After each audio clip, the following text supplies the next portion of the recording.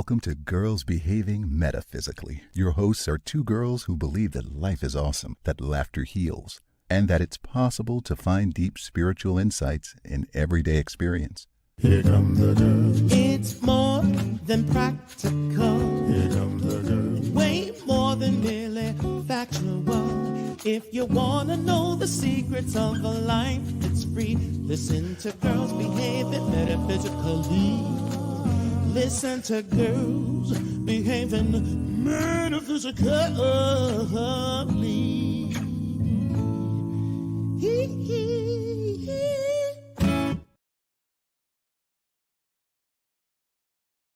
Hello. Hi. Thanks for coming. Welcome to Girls Behaving Metaphysically. I am Robyn Rice Olmsted, and this is I am Dr. Natasha Wilson, centered in the camera. So here we are, and we're so excited to be with you this week because we don't know what this week may hold, and we are so ready to just live in the moment. Yes, this is an experiment in living in the moment. So today we are going to delve into some different topics. But first, I think that we're going to start with, what do you want to start with, Natasha? I'm going to pull a card. Do you want I'm going to pull a card. What that might mean? Okay, but first, I'm going to pull a card and I'm going to stay in the center of the screen. Okay, well, stay in the center and don't turn your head, because when you turn your head, your voice goes away. Oh, my God. Okay.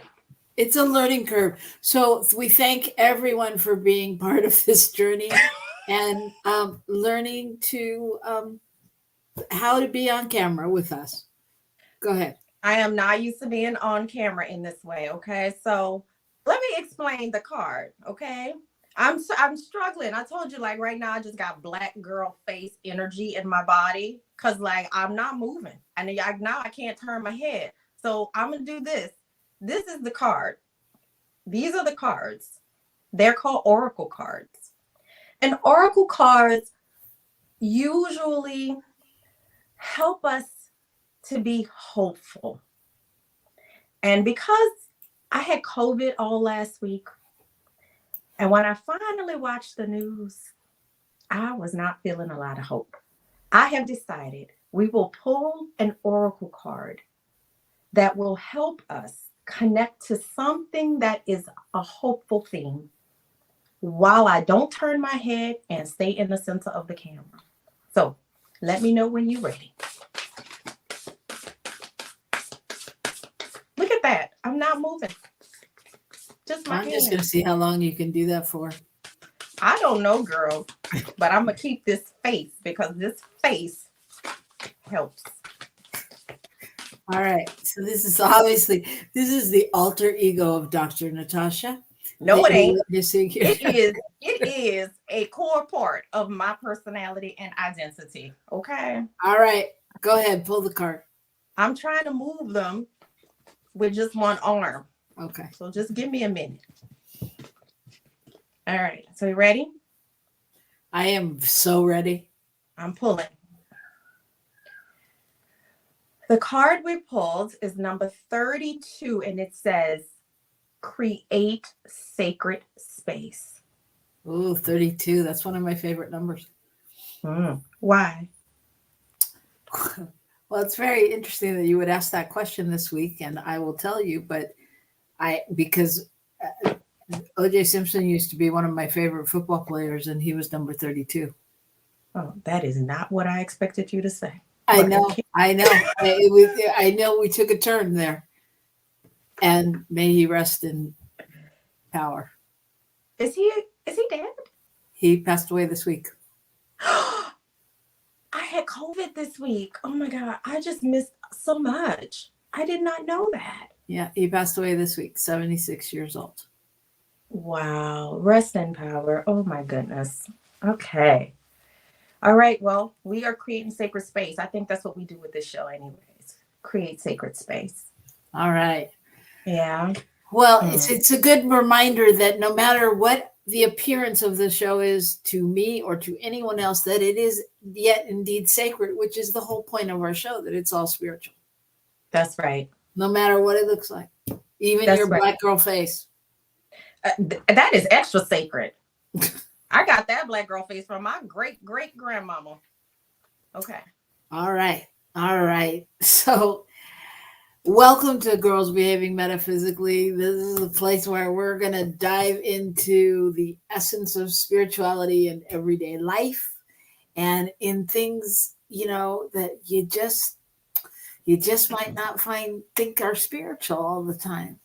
So in this episode, we're going to be talking about the planet and the beauty and the wonder and the sacredness of nature and exploring it and how it really intersects with our spirituality and our connection to the universe and to the planet. And we thought it was a good time to do that since it is Earth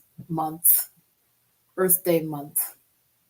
The month in which Earth Day happens. That's what I'm talking about.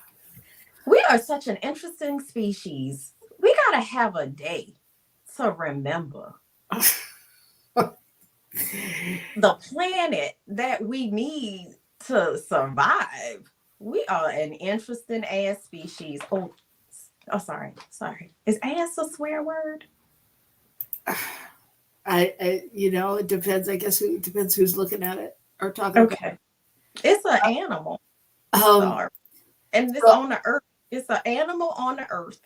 I just want to share that our producer saying that he thought there would be drinking on this program, and I just am wondering why he thinks there isn't. Exactly. That's heaven of an assumption. I'm telling you, there is no evidence that there is no alcohol going on here. There's no evidence that there's no spirits being consumed. As a matter of fact, I'll drink to that. So I didn't make the finger happen. I swear, I'm just trying to stay still.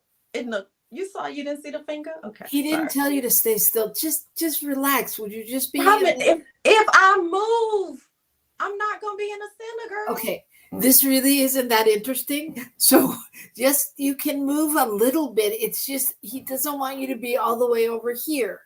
He wants you to be here. Robyn, girl, I turned my head and you said you couldn't hear me. Well, that's a different topic, though. That's not staying centered. Oh, really? That's not the same thing? Look, create sacred space, people. Okay. All right, let's do that. I'm going to be raffling off a place to be her co-host for the day. I already need a break, and we're on show 3. So, okay. Hi, bienvenidos. Hello, Myrna. Myrna said, did I hear drinking? Oh, yeah. This is my comadre. And she actually last week won a mug on our show, on my other show. So she could drink out of her Rockin' the Love New Thought Media Network mug. We'll have mugs too. Okay. Natasha, you're going to have to move your head at some point. Oh. Okay. I'm moving. Yeah, you've never been in this. Myrna has never been here. Okay. Myrna has never been here, so let's act like we know what we're doing. We do. Okay. So, Myrna, we started the show by pulling a card, which Natasha is Carol Merriling or holding up right now, for sacred space. Now people can see my Kleenex. Can y'all take that off the screen because I'm recovering from COVID. Oh my God. She's making demands now too. She's making demands, Michael. All right. So we're talking about the planet. Yes. So ready, go. It's a sacred planet is a sacred space. And I'm telling you, I am fascinated by the human species that we need a day in a month to remember that. That is kind of wild, isn't it? It's very, it is wild. So like, I don't know. I'm just holding this card because I'm like, we're talking about Earth Day, creating sacred space. And we have already been gifted with such a sacred space. This whole earth. It's amazing. Which reminds me of something that I recently, an article I read. Well, it's not that recent, but it's one of these billionaire people that want to like seriously wants to put effort into colonizing. It was either the moon or Mars. It don't matter. But I was like, we live in this beautiful sacred space. Wait. Go back. So what are you talking about? You haven't read this? No. So there's one of these like mega billionaires, and it's one of the ones that are like that has a sort of pop culture presence that wants to put serious investment and effort into humans colonizing, and I can't quite remember right now if it was either Mars or the moon. So I don't know if it was Jeff Bezos or Elon Musk or one of those. Oh, Elon, yeah. And I'm like, we live on such a sacred place. So do you think that's because? So let me ask you. So knowing that there's spirituality and sacredness and all of that and all of it, do you think that means that they value it any less? Value Earth any less? Mm-hmm. Or the moon or Mars? I don't know. But what I know is that there's so much investment to be had right here on planet Earth that is so beautiful, so amazing, that the desire to leave here because, and this is part of what I did read in the article, because kind of the planet, we're living in a way that is not sustainable with this beautiful planet. And so we're going to have to find another place to live, like our species. So part of the effort to do this is both that exploratory nature, which I think is natural in the human condition, and also as a plan B for planet Earth, which was the argument. So I don't know what they value or what they don't, or what he values or what he doesn't value. I just know that if I had like unlimited billions and gajillions of dollars, I would really be trying to figure out a way to live sustainably on this beautiful gift that we have. That's all I'm saying. I don't have any problem with space exploration. Go for it. But really, as plan B? Well, I hear you. And I'm thinking, like, how do we know it's a plan B? Like, because he said it. Well, that is a good reason. Okay, so Earth Day started in 1970 to make us aware of the need for ecology and the gift of this planet. So I think so it really, it's what it was intended to bring that awareness to people, to start to bring that awareness. And I actually think it did. I actually think it has. I mean, I just think it gets more emphasized in the month of, in the Earth Day month. Are you okay? I'm fine. I'm just saying in the sense of, and I'm also still in this place of, I'm just gonna call it wonderment, that we need a day. But it's fine. We got it. It's fine. It's a day, and I hear you saying you think it has worked to help us since 1970, make us aware of the need for ecology and the gift of this planet. I think it brought an awareness. I think that, as far as I know, as far as can tell like that was a shift in consciousness, kind of. That's when people started, being aware that they should ride their bike one day to work or do things that would sort of make a difference. So I think I think it was something that caused the shift. I mean, if it was the only day of the year that everybody paid attention, that might be a problem. Yeah. And I know people, that's not the case for many of us. Yeah. We think about it more often. Yeah. So a lot of people, I think a lot of people find, a lot of people call nature and the world and the planet and going out into the world their spirituality. Absolutely. Yeah. So how do we think that, I mean, do you think that, I mean, and I think other people don't think nature is spiritual at all. You know people like that? Do I know people like that? Yeah, I think I do. I mean, I think I know people that, I mean, it's not that I know people like that, but I think I know people that aren't necessarily as conscious of the connection, I feel very elitist when I'm saying this, but I mean, spiritual people, us of these woo-woo type spiritual nature, I think that, we spend a lot more time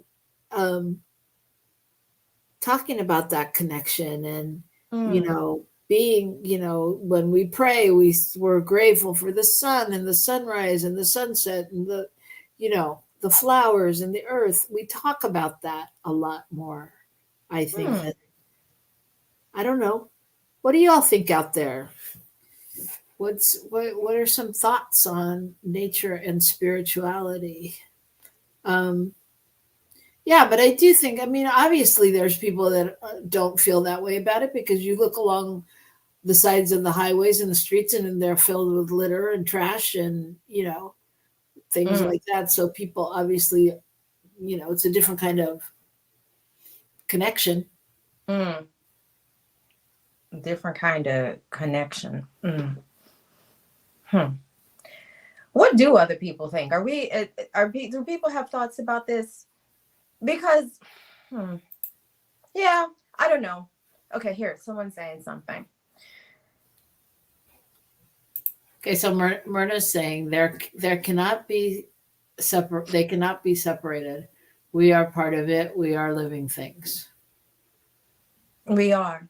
And so, Myrna, I'm not sure if earlier you heard me sort of speak a little bit about my wonderment about our species, the human species. And I mean, I don't think this is just the anthropologist in me. I am fascinated by the need to remember the very systems that allow us to be this thing called alive in these physical material bodies. Like without the health and the wellness and our connectivity to this thing called planet Earth, like there's no us really. And so I'm still sitting in that wonderment about that. And like, is there a place for those of us who do feel that connection and sort of walk in awareness of the connection of us in this thing called planet Earth? How do we support shifting that consciousness so that it's not just something, a consciousness or a thought or an experience that's experienced amongst the woo? Like, I don't think there's any coincidence that this is the card, Create Sacred Space, that came as we're having this conversation about what feels to me like one of the most sacred space, if not only for our survival. So I really am curious what other people think about how we shift this. How do we shift the consciousness? Well, but I think that comes into a conversation around, spiritual beliefs, because I think, for example, when I was little, I I used to cry like every time. This is so silly, but not. I used to cry like when I have to throw away a Kleenex. Okay. And I would cry at all these things, like crumpling up a piece of paper and throwing it away and all of that, until one day when I finally, was older, and I went to Agape, and I walked in, and Reverend Michael was talking about, it's no mistake that, that you feel something when you touch the paper, or you do this or you do that, because we're all one, and it's all part of, the tree getting chopped down, and the this and the that. And I realized, oh my God, that's why I was so sad about throwing away a Kleenex, because it was real to me. It was alive, you know?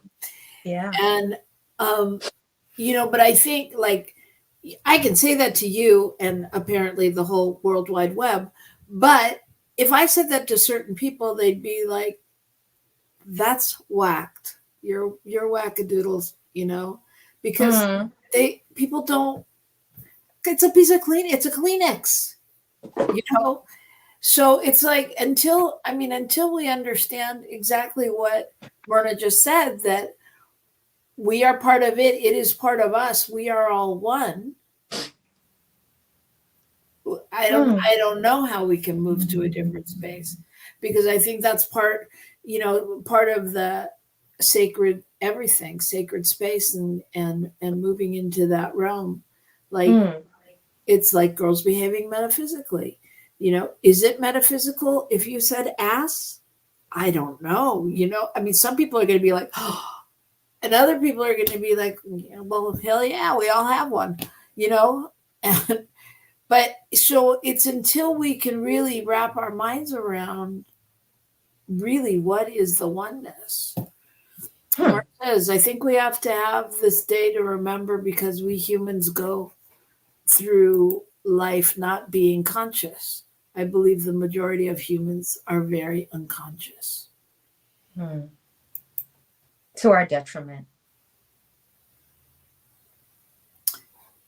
And yes, and I have to play the other side of that, because we can't, if we truly are all one, we all have that. We all have those places. Absolutely. Those blind spots. Absolutely. We all have blind spots. It doesn't make anybody else, less than. It's just, how do we get to that place of more awareness or more consciousness? Because, and I think, nature, and the same is true, nature and animals, like we were talking about, like the sacredness of animals and the role they play.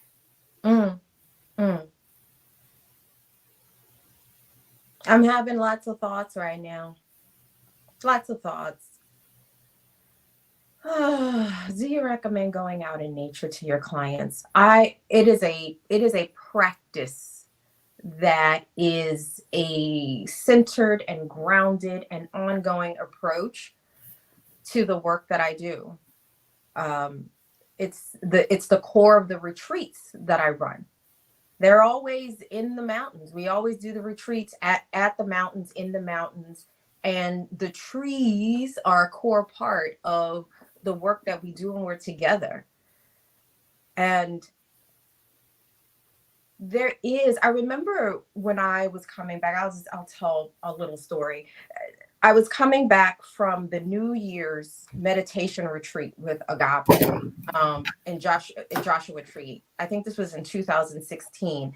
And I drove from Joshua Tree back to LA.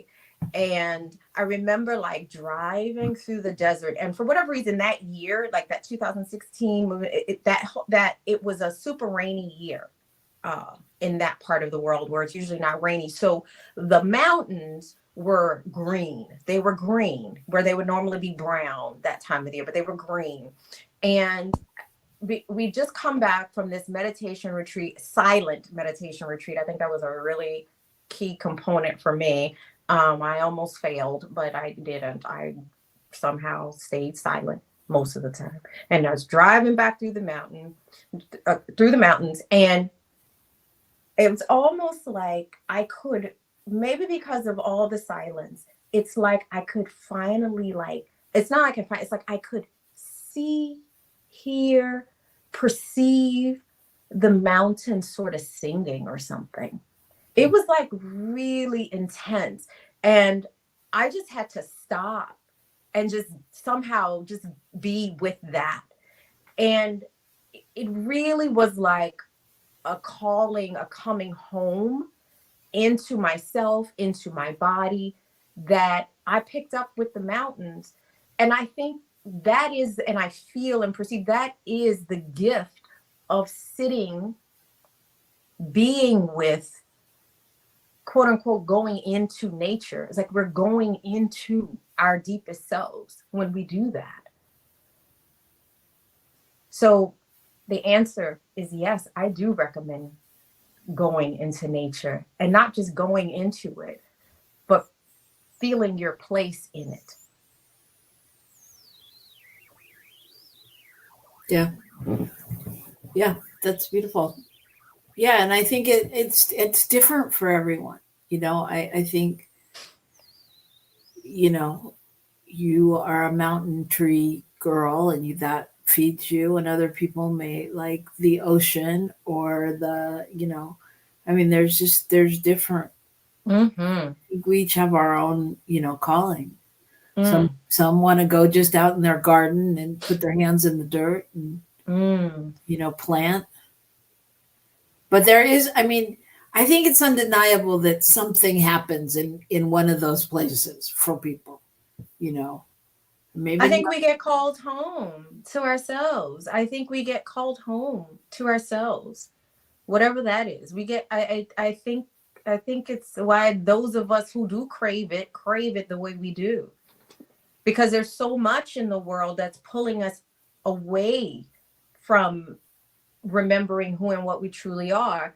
And there's something about when we are in these sacred spaces, again, it can just be your garden. I've been stuck at home for the last week because of COVID, and I could only go into my garden. I could only sink my bare feet into the planet in my garden, and it helped me come home to myself.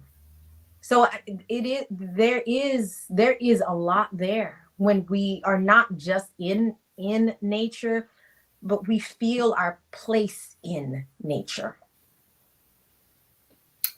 Yeah, I remember when I lived in LA, and I lived in Santa Monica, which is by the beach for anyone who doesn't know. And there was a part on my drive home, like where I'd be driving down the street, and there was, like, as I drove up, you know, a little bit forward, like there was the part where you could see the beach, you could see the water.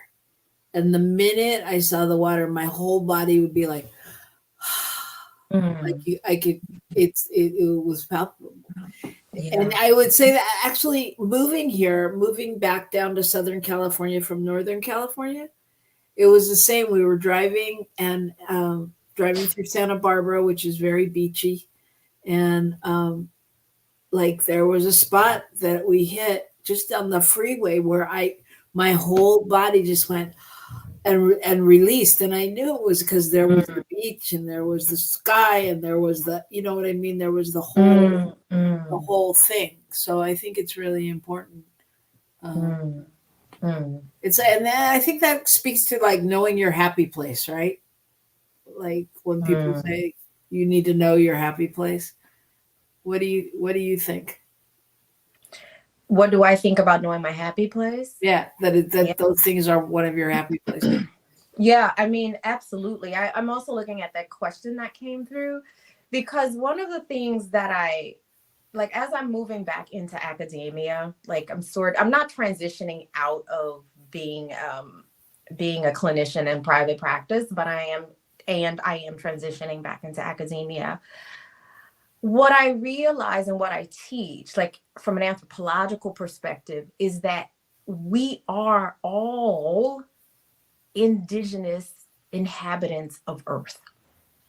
And there is not an indigenous culture now or ones that we came from, descended from, that does not in some way have a relationship to the earth as divine. There is not one. You can't find one in human history, in the human record. Everything you see in the human record.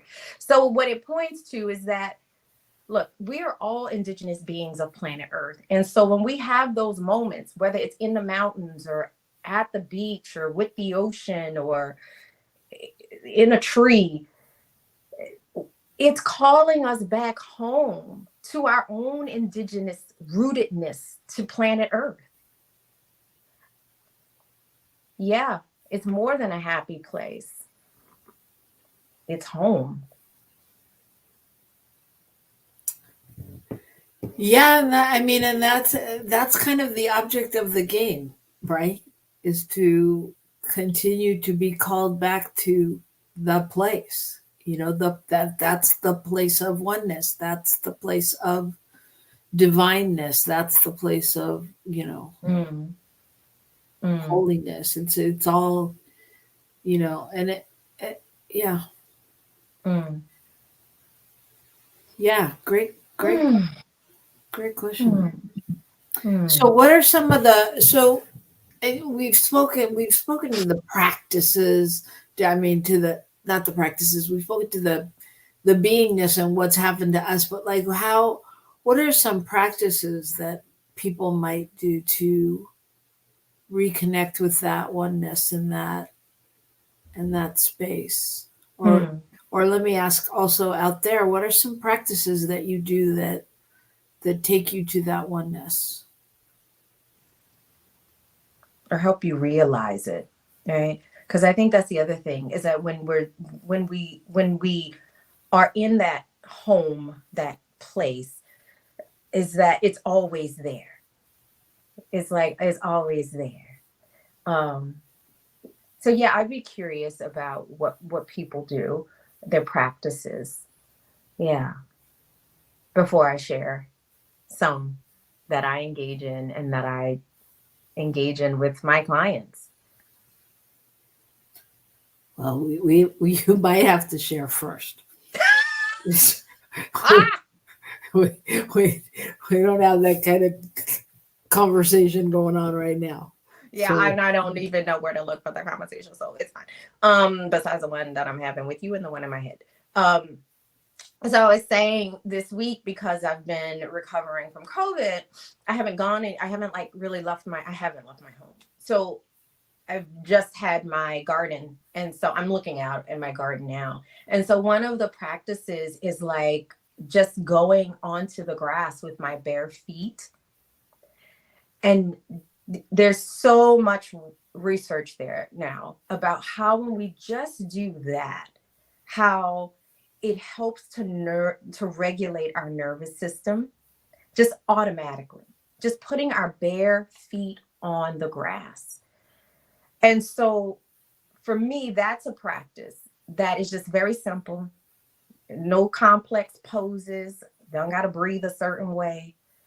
Just putting your bare feet on the grass, I find to be a beautiful, simple practice that can begin the process of coming home to oneself and coming home to the planet. What about you, Robyn? I like swimming. I mean, for me, swimming, I like being in water. It just centers me, and yeah. Any kind of water, or like ocean water, lake water, pool water? Well, any kind of water is okay. Any kind of water is okay. I mean, Yeah, it just depends on the moment. Any, Mm. but any kind of water. People used to say, like, when I moved to Northern California and we lived by the bay, they were like, "But there's no ocean." I'm like, "Yeah, but there's water." Like, I just need water. I do like ocean, but Mm. which makes it a little difficult when I'm in New Mexico because there's no ocean. There's Yeah. no water. Y'all lucky y'all got water. That's what I was about to say. I know. They pretend there's the Rio Grande River, but there's no water in it. I saw it. Um, I don't know what the but yeah, but I mean, for me, just like the being in it is one thing. Being around it, and like if it's a stream or like you said, like just that sound of water running over Mm. the rocks, and that. I mean, so I mean, I'm good with a fountain. Okay. I'm easy. Yeah. Look, my daughters are like that. They're water people. They love swimming. They love they're the beautiful thing about Queensland is like they're so the built environment really prioritizes like an integration with the natural world. I like whoever the planners were for the city, like I think they got it right, at least the city I live in. And so there are all these places to experience water, but I know why I got COVID, because there's a little part of me that is still a bit of a germaphobe. But my daughters don't have that. They will get in any body of water, any pool of water. Kids done peed in that water. They get in the water. They don't care. I can't. You I get in the can't just bathtub. bless it and know it's sacred. No, The ma'am. public pool, you're like, No, ma'am. Okay, there's a black girl face again. No, ma'am. I ain't blessing it. I ain't getting in it. Mm-mm. I got you. I get it. I get in the ocean. I get in the ocean. Well, I don't know how much better that is. Did we lose are you frozen? And me? Yeah, You're frozen. You're frozen. Okay, well, you were too. Okay, well, we were frozen, but now we're back. But the ocean, I remember I went through this rites of passage ceremony for the ocean. Yeah. And I had to it was like an African ceremony, rites of passage ceremony I was going through. And I had to carry this like basket of fruit on my head into Yemaya, the mother of the ocean. So, and I remember, so this is me who likes the ocean. I had to walk into the ocean until I was literally submerged, and so that the basket would naturally float from my head. But I don't think I really like the ocean as much as I'm saying, because I remember when the water got like up to my waist, I was like, there's sharks out there. So I just kind of dropped down and then let the ocean, let the basket float, and I ran back to shore. So I think I'm just a land person. Anyways, yeah. I think I'm a land person. And I did see a comment come through, and I think it has something to do about a garden. So I really want to know what it says. Okay. So Verna says, for me, I go to my garden and clean it, then plant flowers. I use this time to calm down and to step away from the busyness of my life. I actually did it this weekend. Once I was done, I just felt at peace, sat on the chair, drank a glass of wine, and enjoyed the beauty of it. The transformation of messy to beauty calms my soul. Yes, I feel that. That's why Myrna likes me, because I go from messy to beauty in just like no time flat. Yeah, no, I hear that. I get that. We actually did that here this weekend too at my house. We were celebrating my sister's birthday, and she was out buying flowers and planting in the garden. That was what she wanted to do. Mm. Yeah, the garden's not my happy place. I like it, but no. I don't know why. I think I should like it more. It's one of those things that like I think, you hear people talking, gardening and this and that and planting in your garden. It's like, oh yeah, I want to plant in my garden and I want to grow vegetables and spices and cook with them, and yeah, life should be like that.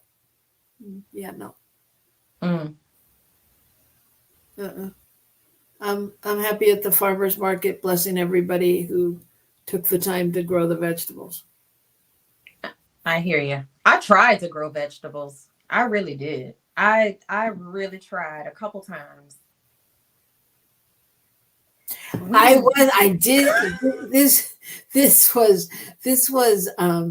I did grow some lettuce, but I grew it from the kids did an experiment at Sunday school where they like cut off the bottom of the lettuce and put it in water, and the whole lettuce thing grew. Like the roots. Yeah. Yeah. I am into that, hydroponics. I've been doing that with just some house plants lately. I haven't tried it with lettuce though. That's a good one.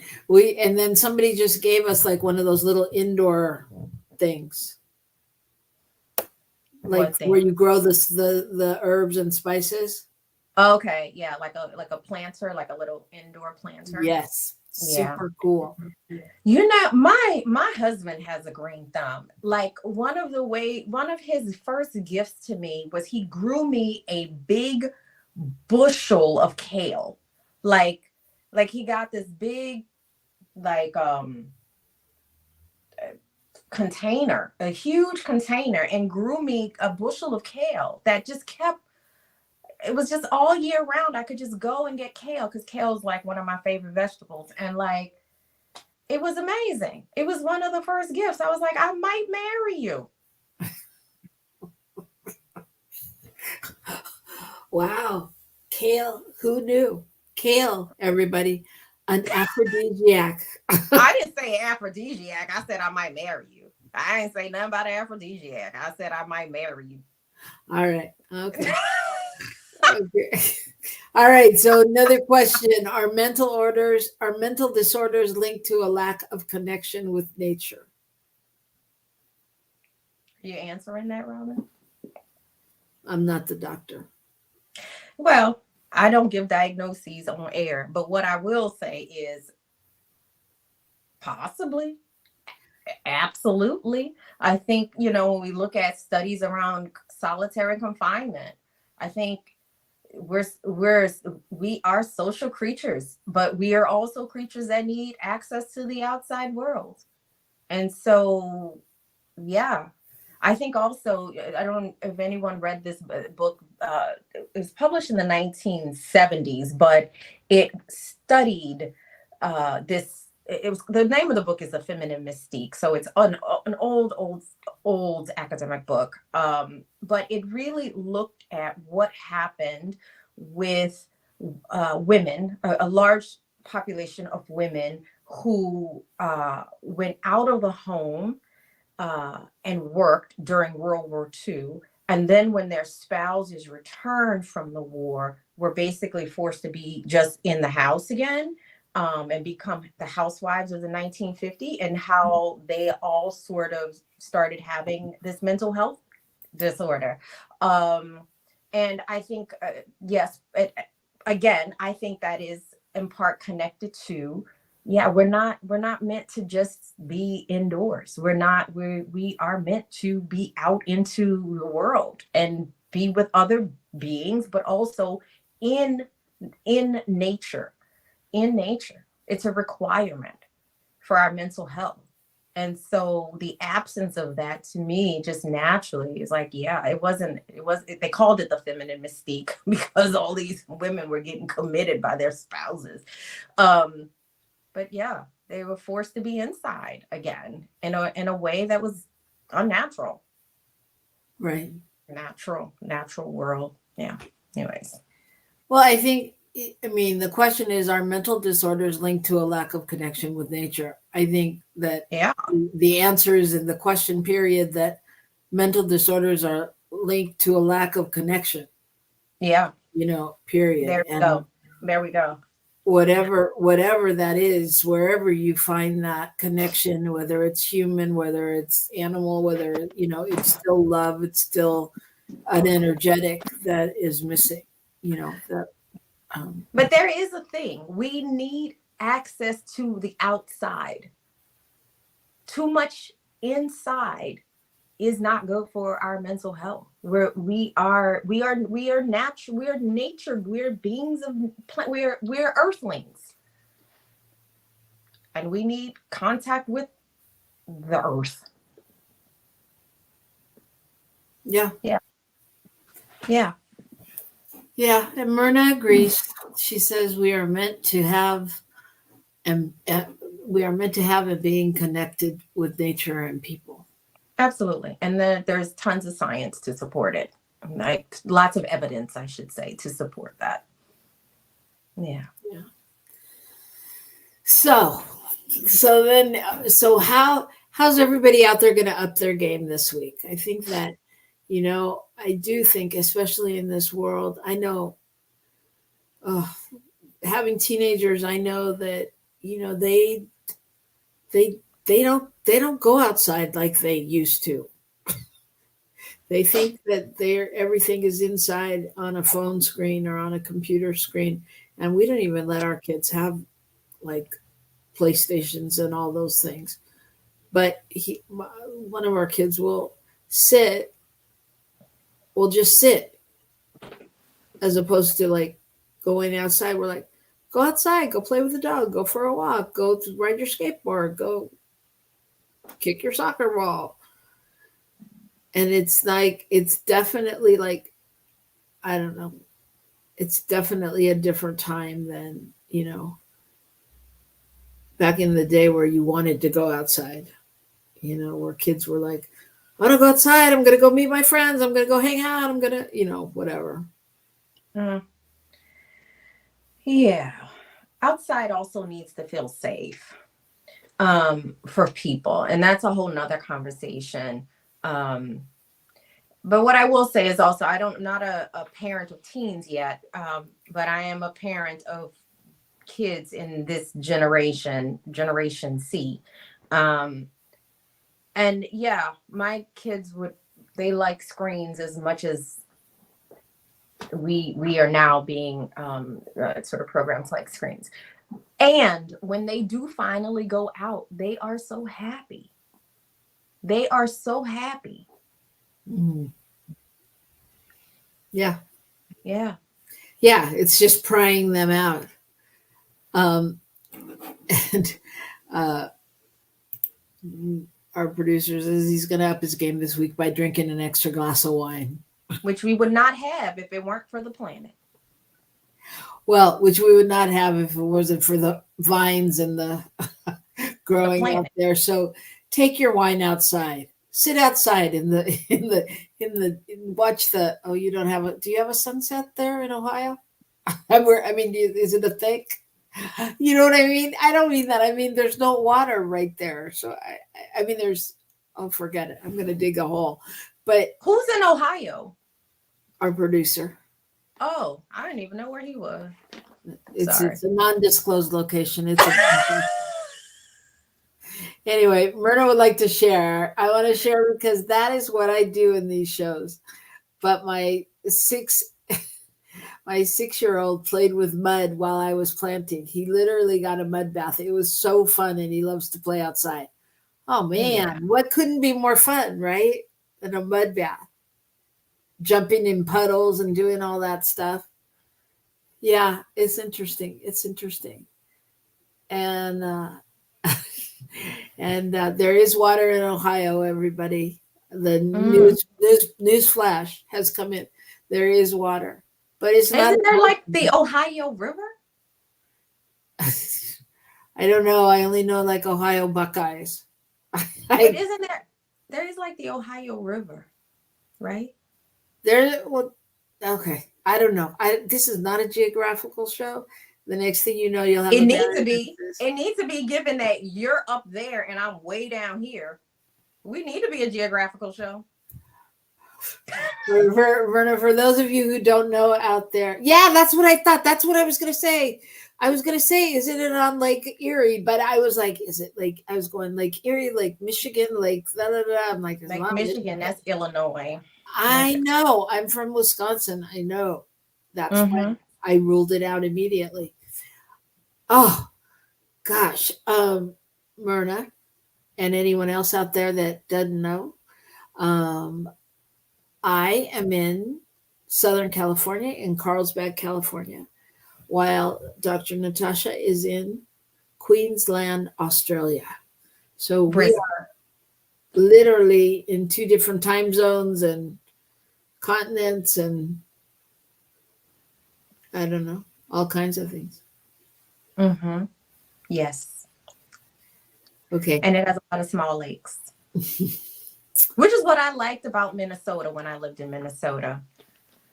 I really did like that about Minnesota. Again, but I only lived in Minnesota for a short period of time to learn Dutch because it is the best place to learn Dutch. University of Minnesota has an intensive Dutch institute, and I had to learn Dutch like right away. And what I loved were all the lakes. That is so interesting that Minnesota would be the place to learn Dutch. Yeah, but think about the immigrant population that primarily makes up that region of the world. It's kind of not really, but yeah. But the University of Minnesota has an intensive Dutch institute that is, if you want to learn Dutch like that, that's where you go. Well, my best friend is Dutch, so if I want to learn Dutch like that, I'm calling her. Well, there you go. There you go. All right. Well, this has been riveting. And we're coming to our closing time. So is there anything else you want to say or anything else we can leave our viewers with? I don't know. I feel like I just want to go back to the card that we pulled, which was the Oracle card that just said, create sacred space, and thinking about how we just cultivate that just every day on this sacred planet that we're on. So that's it. I don't have a lot of profound stuff today. Next week you will? I don't know. We'll see. The earth, the life is very interesting on planet Earth these days. But I always have my great-great-grandmama's face. All right. And I always have something to drink. So with that in mind, keep a great face and a glass of something with you. And go out into the world and really just appreciate it. Take your time and just realize the sacredness really of how fortunate we are to be able to take each and every next breath. That's what I have to say. For sure. All right. And we'll see you next week, if you dare. Come back and see us. We are Girls Behaving Metaphysically, and we will see you next week. Bye, everybody.